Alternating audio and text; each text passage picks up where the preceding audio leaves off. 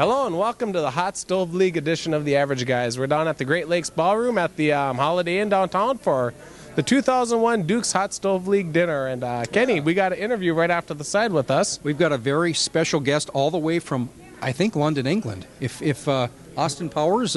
What are we talking? British intelligence, baby, all right. So what have we got? The cable guys here, all right? Come on, none of you looks like Jim Carrey. But they're very good. Dumb and Dumber. No, not that. No, I can't equate them with that. No, because they're from Duluth and that won't work, you know. So where are you from, Austin? Originally, I came all the way from San Antonio, and it's about 65 there, baby, you know, all right. It's been quite warm compared to this weather, but this is nothing, you know. You know what's happening here is Austin Powers is trying to stay away from Dr. Evil. Hey, Dr. Evil.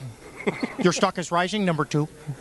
And of course, you know, because I do Dr. Evil, of course, you know, when we do the games, you know, I do the minor league ballparks and, you know, some of the venues, major venues. So you go around to minor league parks doing... We have a good time. As a matter of fact, we've got a big tour coming up right now where we're going all over the country and going to be doing the Austin Powers thing. It's, what do you call that in America? Shtick. All right, at the ballparks, all right. Really? Of course, you know. Hopefully we're going to be up here, you know, and do some, you know, Duluth Superior Dukes, you know, of course. Yeah, well, where are your travels going to take you this upcoming year? Well, I've got a big tour. We're starting out first on the East Coast, and we're going to be traveling all around Florida and the Carolinas, and then from there we're going to hit Texas and then bounce right up in here, and Winnipeg wants me. Is that, have they write a song about that? I think it was Indiana. All right. All right, that'll work. Austin Powers, find him at your local baseball venue this season, and I would imagine his salary is going to be somewhere around $100 billion. $100 billion. Actually, it's Airwave Dave as Austin Powers, baby, all right? It's got to do that because, you know, there's copyright things, you know. Is it Austin Powers or Austin Danger Powers? Austin Danger Powers. Well, Danger's my middle name, baby, all right? International Man of Mystery. Well, of course, that was the first movie, and the second one was The Spy Who Shagged Me, and by the way, I'm coming out with another one, 2002. Oh, really? Yeah, there's a total of 6 planned, so long live job security. You gotta love that. So that means you guys will keep going, is that right? Well, so we come back up to do a little ball action up here, you know, with the Dukes, you know, you'll be doing this again, right? Oh, absolutely. We've met some pretty famous people, but this is by far, this tops it. The International Man of Mystery. Interviewing famous people right here. They tell me you were just not just average guys. Well, you know... but you're cable guys, you know? That's right, you know. We're public access guys. Well, there you go. You got to love that. That's right. Public access, well, we could shag, baby, you know. I didn't know Austin Powers was going to be here. This is a total surprise. This is fantastic. The Kama Sutra. Heck, I didn't even bring it. I'm sitting here holding dead air. Dead air, is that a common term in broadcasting, baby? All right. Kenny here is... Did you forget his name already? Yeah, for a second. He stole a couple of your lines on our shows from time to time. No kidding. Which one? Well, it was the little finger and the $100 billion. That's not my line. It's Dr. Evil, baby. You know. There you go. But it's off the movie, so. Well, of course, I can't be mad at him. Look at that punum. You gotta love that. So we do all that stuff. We have a really groovy time with the kids too. You know. So we want to tell all the kids to come out and see, you know, the Dukes baseball.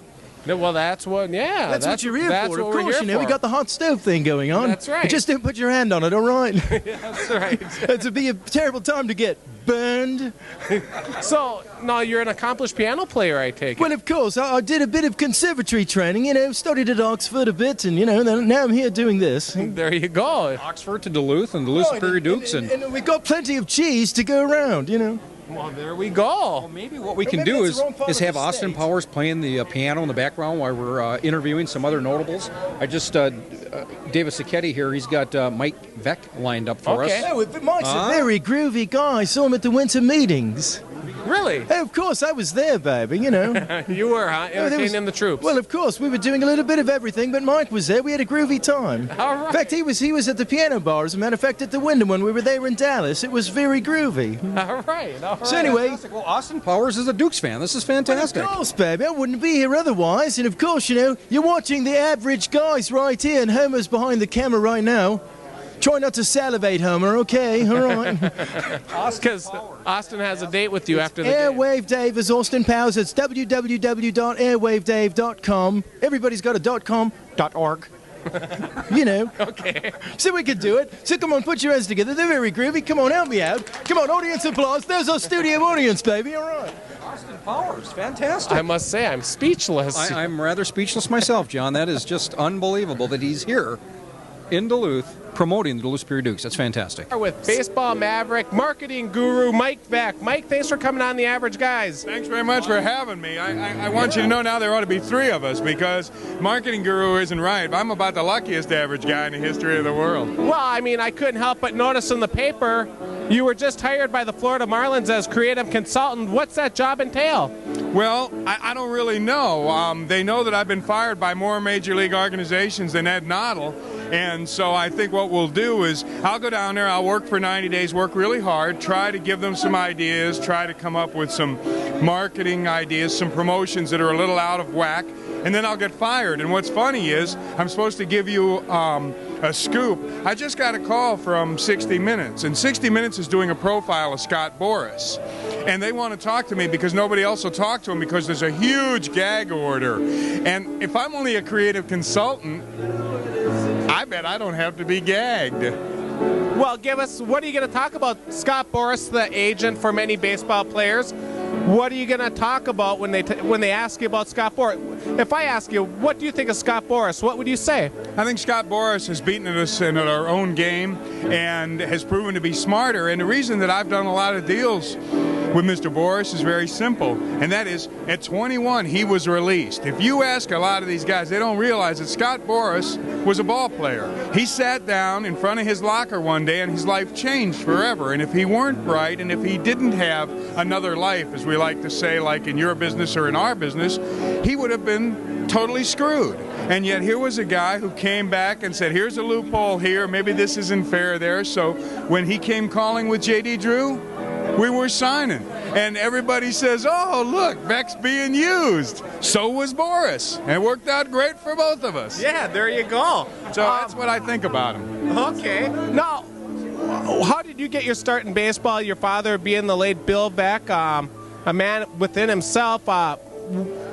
You worked for your father with the White Sox organization back in the 70s? Yeah, I was actually on the road as a road musician. I got out of school, and I love rock and roll and R&B, and so the moment I finished my college days, I signed up with a rock and roll band, was on the road a week later, and my dad called me in 1975 around Thanksgiving, and he said, you want to have lunch, which was a euphemism in our house for let's go drink beer. I have something funny to tell you. So we got together, and about 10 o'clock that night, he said to me, I'm going to buy the White Sox. And I said, with what? And he goes, what do you mean? And I said, well, you know, you haven't worked in the last couple of years. I made more money on the road than you did. What are you going to buy with it? He goes, that, McGill, is what I'd like to show you. And I said to him, he said, the last record really stunk. And I said, thanks for the review. And he said, 2 years. Just come and work for 2 years, see if you like it. I stayed 6.5. I never had more fun. And so I not only got a chance to work for my father, I was not particularly close to my father until I went to work with him. When he died, I had nothing left to say to him because of our relationship in baseball. But I also got to work for a guy who dead is a better operator than most of these guys are alive. Well, there you go. No, back in 1970. Did I sound like his son? Well, I mean, back in 1977, was it? You had Disco Demolition Night? Yeah. Was that your brainchild? Yeah, it came from my days of rock and roll. And actually, it's funny you said that because it's right. The event was 1979, July 12th. But in 1977 was when we thought of it because we did a disco night where we had those silly platforms pulled out, and all these people who normally, under normal circumstances, couldn't dance. But all of a sudden, there's this terrible music, you know, well, they can go 1, 2, 3, 4. So as we were finishing pulling all these platforms off the field, what we did was we all went to this saloon, and we thought, boy, what a stupid night. These people with this disco music. We ought to have a night, call it anti-disco night. And then we all talked about it for, until 4 o'clock in the morning. We went home, and for 2 years we never discussed it. Never thought about it again, I'm sure. And then in May of 1979, Steve Dahl blew up a disco record on WLUP. I called him up 12 seconds after he got off the air, and I said, how'd you like to do that live? And the rest, of course, is the end of my career. Okay, that's okay. Well, Mike, I'm kind of curious what musician you're a musician. What instrument did you play, and what do you think of Austin Powers here? I started as a drummer, but of course, as you get older, nobody says, "Hey, why don't you bring your drum kit over and we'll jam?" So I switched to guitar because I lived in hotels all the time, and I knew that those guys out front always had a little more control than the guy behind the kit. And I still play to this day. We get together, Bill Murray, a lot of the guys, we get together and play and make really bad music. And Austin back here, this guy is an old guy, refugee from your business, another road musician, and a guy who also was in the media, and he covers it. But he worked the trade show for the winter meetings, and they hired him all. He must have gotten 150 gigs from every major league team. And what a great excuse! All you do is stand around, and you can manhandle babes, and nobody gets on you. It's all part of the act. Well, before we get to the present, what was your first job in 1977 with the White Sox? My dad was not above hustling anybody, especially his own family. I went to work for the princely sum of $7,500 a year, and for that I got a title on my card which said sales associate. Well, you know, as a rock and roll musician, I thought it was cool to have a title. I didn't know what sales associate meant. What it meant was I spent my first winter in Chicago going door to door in the Sears Tower selling season tickets, which is not something that a lot of the tenants in the Sears Tower thought they needed. So what I heard after all these years of getting deafened by amplifiers was the sound of doors slamming and a big "no thanks," and tell your old man to get some guys that can play. Well, he did get some guys that played that year. That's the remarkable thing. He took out players off the scrap heap. For you younger fans out there, the Eric Soderholms, the Richie Zisk, the Oscar Gambles. He took a bunch of players with injuries and, had the potential. And in 77 there for, up until August, that team was really contending for first place there. So that was a bygone era of baseball compared to today's game. But, just that whole 77 season, I remember that quite well. Any memories of that team? Oh, yeah, it's a wonderful thing. I love to talk to a ball fan and somebody who gets it and remembers. Eric Soderholm, 25 home runs. Eric Soderholm and my father had a remarkable relationship. Soderholm was a gimp. As you know, his knee had blown out, and his career was over, and my dad didn't have a leg. And there was this unspoken relationship between these two guys. And Soderholm, who was quite a determined lad, said, "If you give me a chance, I will show you something." With 25 home runs, he was comeback player of the year that year. Zisk and Gamble hit 61 home runs, including Zisk, who hit a couple of bombs into the center field bleachers, the likes of which I've never seen. And it did, as you point out, we contended until August. Kansas City then, of course, was a machine with Brett, and that was the real deadly series that kind of broke our back. But it was a wonderful team, the Southside Hitmen. It was the year that Nana Hey Hey became, the sayonara to relief or visiting pitchers. And as usual, the best ideas started by the fans. We took all the credit in the world. I called Paul Lika, who wrote Nana Hey Hey. I said, "Where's Steam?" He goes, "You're kidding, right?" I'm like, "Come on, man, where's Steam?" He goes, "I am Steam." I said, "What do you mean?" He goes, "I played all the instruments." I said, "You better get a band together, dude, and come down from the Canadian border because there's something happening here in Chicago." We reissued it. It sold, 150,000 copies in Chicago, and actually came back because the fans know what to do. And the most important thing about the 77 season is my father and I stood in the press box. We never went in the press box together. But the last day, I went up there because he was standing there watching. And for an hour and a half at the end of that season, we finished in third place. People would not leave. And the security kept saying, "We've got to get them out." And I kept saying, "We're not getting them out. We're going to stand here until they start to leave," because it was such a wonderful time. Curtain calls started then. It was an unbelievable season. Mike, I'm kind of curious. What are your thoughts on the Northern League, the Duluth Superior Dukes, and most of all, Wade Stadium?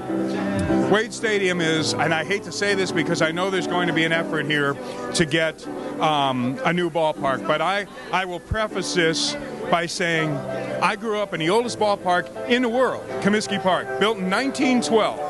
And when those guys knocked Comiskey Park down, they knocked down a historical monument. Imagine going down and knocking down the Acropolis. I mean, it's unthinkable. So I realize that it's difficult for people at times to find money.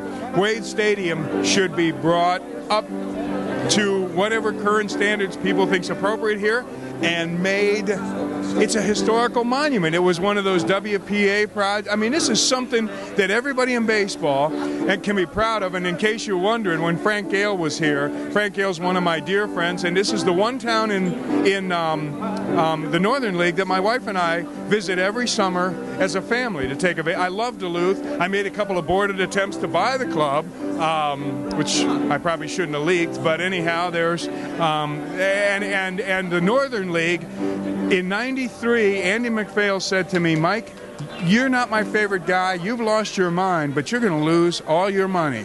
And I said, Andy, you guys won't let me do anything and have any fun, and I can't play to win, and I'm throwing in with Miles and Marv Goldklang and these guys and Ed Noddle because I think we can do something.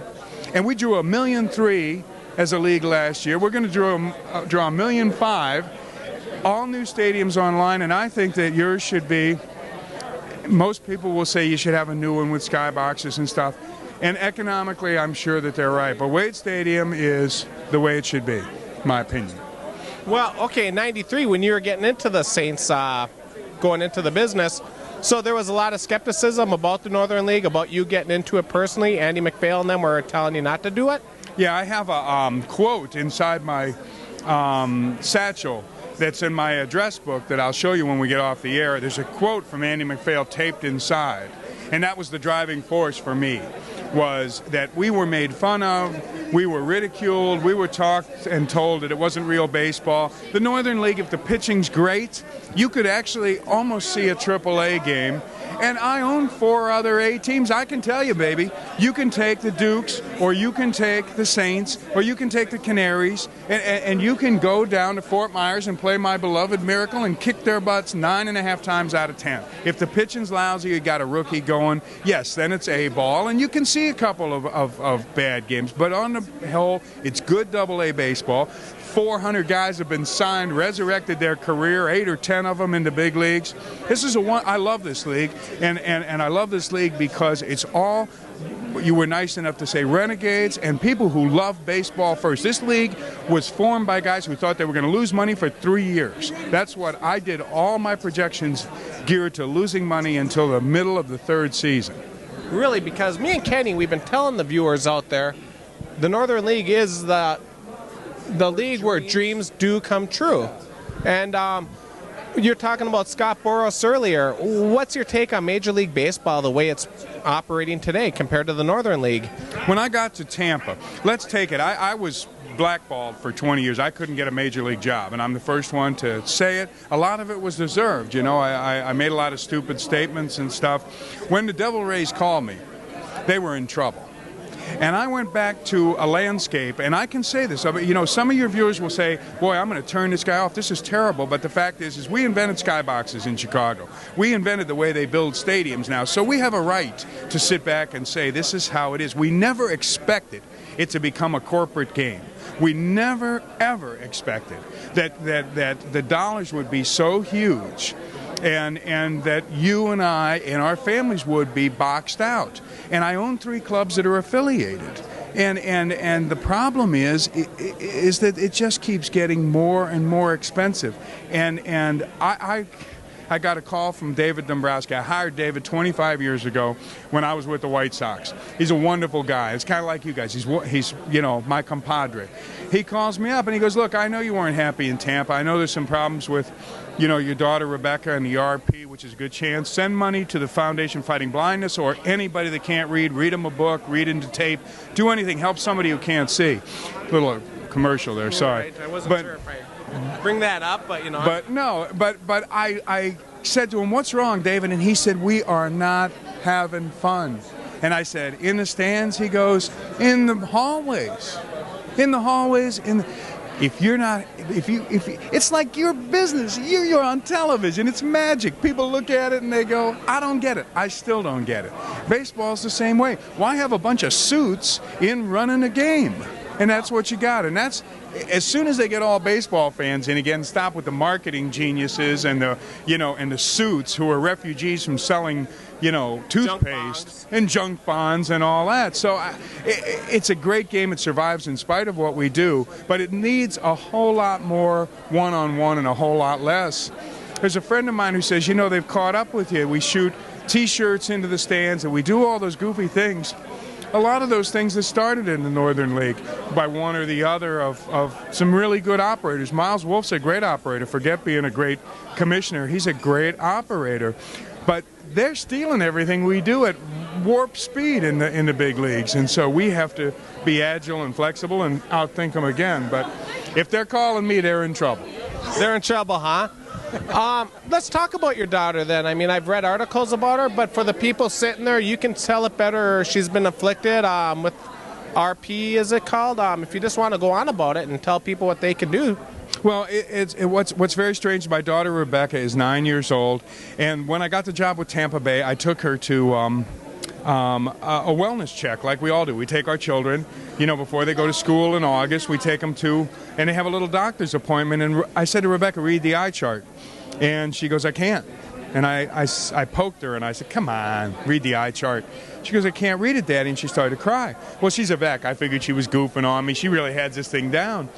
And then the horrible truth is that she is going to lose her eyesight.